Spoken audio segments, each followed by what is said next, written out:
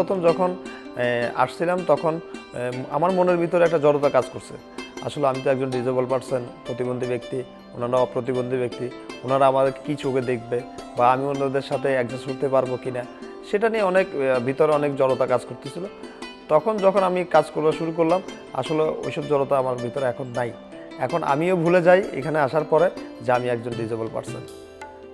British council থেকে আয়োজিত যে ওয়ার্কশপটা হচ্ছে, এটার মাধ্যমে আমার মনে হয় যে নতুন নতুন শিল্প মাধ্যম যেভাবে তৈরি হচ্ছে সেভাবে শিল্পীও তৈরি হবে। এটা শুধু চিটং বলে বলবো না, এটা আমাদের টোটাল বাংলাদেশেই এই সচেতনতাটা নেই।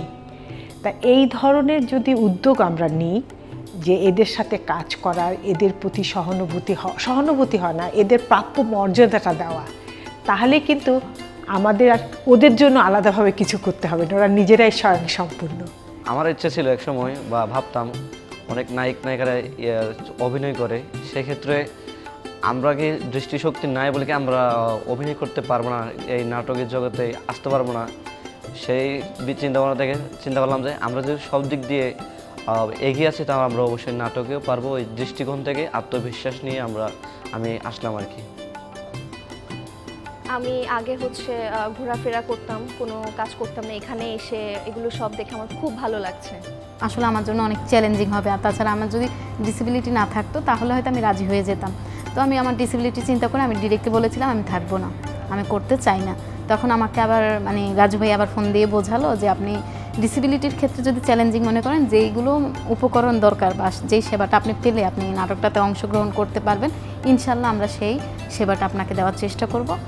আমি ব্রিটিশ কাউন্সিলের কাছে অনেক কৃতজ্ঞতা যে আমাদের মতন ডিসেবল পার্সনকে আমাদের মতন করে থিয়েটার দেওয়াচ্ছে, আমাদের আনন্দ পাচ্ছি। তাই ব্রিটিশ কাউন্সিল তাদের স্টাফদেরকে আমি আমার পক্ষ থেকে অসংখ্য ধন্যবাদ যে আমি ওদের মাধ্যমে একটা ওয়ার্কশপে করতে পারতেছি, নিজের অনুভূতি আবেগ এগুলো প্রকাশ করতে পারতেছি, বিভিন্ন জায়গায় নিজেকে উপস্থাপন করতে পারতেছি নাটক বিভিন্ন অভিনয়ের মাধ্যমে। তাই আমার পক্ষ থেকে ওদেরকে অনেক শুভেচ্ছা ও অভিনন্দন। আমার কাছে অনেক বেশি নিজেকে ছোট মনে হয়, কারণ ওরা অনেক স্কিল্ড ওদের জায়গা থেকে, এবং অনেক দ্রুত ওরা ক্যাচ করতে পারে এবং দ্রুত ওরা জিনিসটা মোল্ড করে নিজের মতো একটা কিছু তৈরি করতে পারে। এবং নাচ গান নাটক ক্ষেত্রে সব ক্ষেত্রেই আমার কাজ করার অভিজ্ঞতা থেকে আমি বলতে পারি।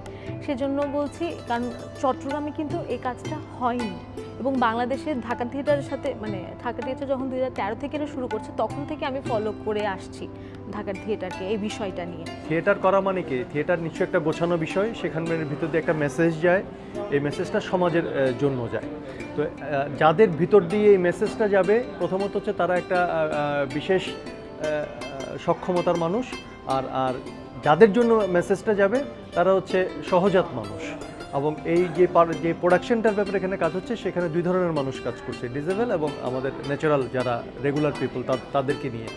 আমার মনে হয় যে এই কাজটা প্রথমত হচ্ছে একটা অনন্য কাজ এবং একটা অসাধ্যকে সাধন করার একটা প্রক্রিয়া।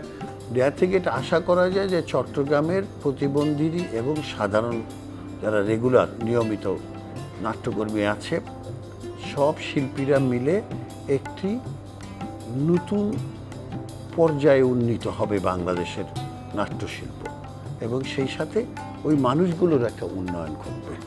যেটি আমরা চাই, কাঙ্ক্ষিত আমাদের, তাই না? শুধু অভিনয় না, মানুষ হিসাবে যোগ্য মর্যাদাটা অর্জন করে নেওয়া, সেটাও তো ডেয়ারের একটি লক্ষ্য। সেটি আমরা আশা করি করতে পারব।